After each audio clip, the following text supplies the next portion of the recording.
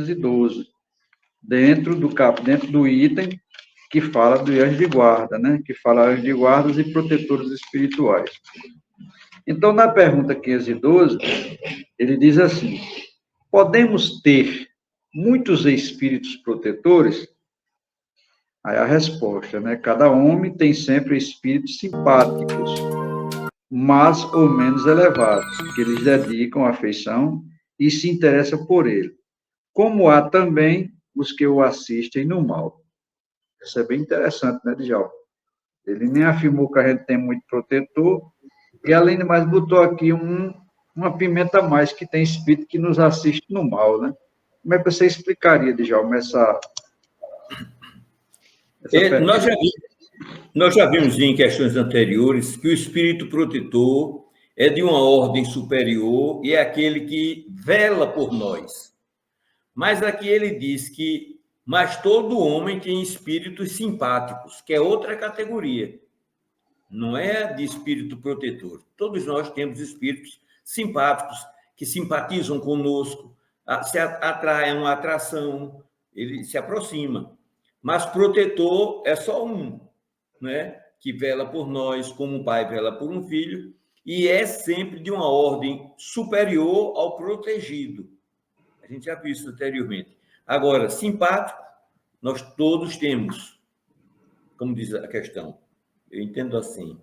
E o simpático, né, Djalma, pode ser atraído pela lei das afinidades, né, de acordo com o nosso pensamento, nossa atitude, né? Desse jeito. E você, menino, o que é que você tem a acrescentar nessa resposta, nesse comentário? Eu vou direto à resposta de Kardec. Cada homem tem sempre espíritos simpáticos, não é? Aquele que Djalma colocou. Agora, meu pensamento é quem vai determinar essa simpatia. Se eu for um camarada que tem maus pensamentos, meus simpatizantes vão ser aqueles que comungam desse meu pensamento e serão atraídos para me ajudarem, né? Como ele diz aqui, também podem estar do nosso lado, os que querem o mal e os que fazem o bem. Isso vem reforçar muito aquela tese que eu sempre falo, né? Que nós estamos lá nos centros espíritas, nas reuniões mediúnicas, fazendo atendimento fraterno, e muitas pessoas nos procuram dizendo que está sendo obsediado, que está sendo perseguido, que tem um encosto, e palavras similares, né? E eu sempre reforço a ideia de que não são os espíritos que nos obsedeiam, somos nós que obsedemos eles e atraímos pelos nossos pensamentos. Agora, como uma coisa puxa a outra, eu gostaria de falar uma coisa aqui para a gente esclarecer. Nós temos a doutrina dos espíritos, ela tem por missão levantar o véu do obscuro, o véu do desconhecido, trazendo a verdade, mostrando a verdade, para que a verdade liberte, né? Então, me perdoe aí os segmentos religiosos diversificados que, por acaso, estão nos assistindo. Não estamos criticando, não estamos julgando, nem condenando. Simplesmente abrindo um leque de observação. Porque nós sabemos o seguinte, que o Espiritismo não é a religião do futuro, mas é o futuro de todas as religiões se espiritualizar. É tanto que a gente não se autodenomina religião, da doutrina, né? E acontece uma coisa muito interessante no segmento religioso, é o fato de, numa sessão, uma reunião, um culto, o Espírito Santo, segundo eles, se apresenta e começa a dizer detalhes da vida. Olha, você tem isso, você tem aquilo e aquilo outro. Então, eu gostaria de ouvir a opinião individual de todos vocês e depois, se for necessário, eu expressar o meu entendimento, né? Então, Mirim, como é que você vê essa ação, essa denominação de o Espírito Santo estar em um culto se manifestando e conversando com as pessoas? Olha, eu não teria a forma de me expressar dentro do Evangelho como o Djalma terá na oportunidade dele, mas eu vou dar só um tópico aqui para que nossos irmãos de outros credos entendam. A mediunidade não é privilégio do espiritismo. Padre, pastores são médiuns.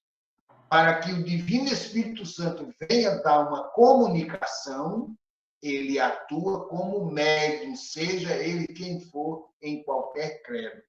Esse é o ponto. Agora, se é o Divino Espírito Santo ou não, aí é outra questão. Porque Kardec diz que nós devemos questionar o Espírito. E parece-me que é Pedro quem diz, me corrija, Djalma, que verificar se os Espíritos vêm de Deus. Não é bem assim, Djalma? João diz isso. Não acrediteis em todo espírito, provai se os espíritos vêm de Deus. Então, eu tenho isso para dizer aos nossos irmãos. Não importa o que vocês chamam ou digam, mas é um trabalho mediúnico. Djalma, o que você acrescentaria nessa linha de raciocínio aí? Porque o Espírito Santo, em latim, o Espírito Santo, não tem um artigo definido ou indefinido. Ele é colocado mediante a necessidade. Assim como nós colocamos o Espírito Santo, poderíamos colocar, e estaria certo, um Espírito Santo.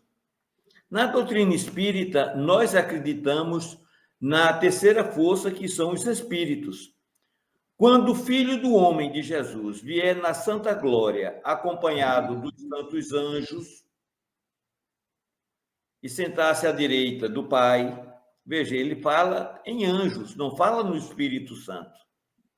É o Pai, o Filho e os Espíritos santificados.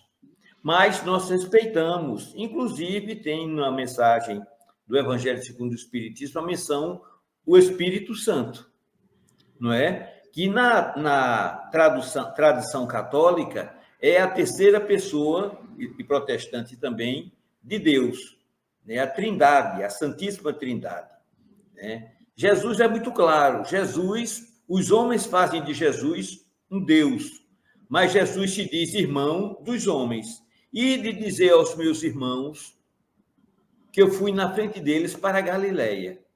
Quando fizerdes a um destes mais pequeninos dos meus irmãos, foste a mim que fizeste. Né? Ele se dirige a Deus chamando Pai. Ensina-nos a orar, Pai Nosso. Veja, ele está do alto da cruz, ele diz, Pai, né? Em tuas mãos entrego o meu espírito. Jesus sabia que ele era Deus, ou ele estava enganando a humanidade como dupla personalidade? Ele era Deus e estava se dirigindo a ele mesmo. Ele se dirigia a um Criador, ele se dirigia a um Pai. Ele era o filho que pedia ajuda ao Pai. O Evangelho retrata tudo isso, mas nós não estamos aqui para contestar as crenças, os credos e as doutrinas das outras co-irmãs. Não. A doutrina espírita ela não admite a trindade, conforme é pregoada pela Igreja Católica e Protestante. Nós acreditamos no Pai só, único, Criador de todo o universo. E tudo que ele criou saiu do seu coração generoso. E a cada um dos filhos ele deu o que deu a todos os demais. Porque se não fosse assim, ele não seria justo. Então ele dá a todos igualmente. Ele não tem nenhum privilégio para com Jesus. Não é o seu filho dileto ou predileto. Não é. É o mesmo amor que ele dedica a Jesus, ele dedica ao drogado ali. Com o mesmo amor, com o mesmo carinho, com o mesmo respeito, com a mesma atenção. Então, na doutrina espírita, tem um concílio que determina a criação do Espírito Santo. Né? Primeiro, Jesus, o concílio de Nicéia estabelece que Jesus é Deus, né? E tem uma cláusula lá que diz anátema a todo aquele que disser que houve um tempo em que Jesus não existia, ou que ele não é de toda a eternidade igual a Deus. Isso é uma cláusula que tem lá, saiu lá, foi votada no Concílio de Nicéia e aprovada. E, posteriormente, a terceira pessoa, a Trindade. Nós respeitamos, sentimos, não discutimos, respeitamos a fé dos demais, mas a doutrina espírita ensina isso, nos ensina isso. Era isso.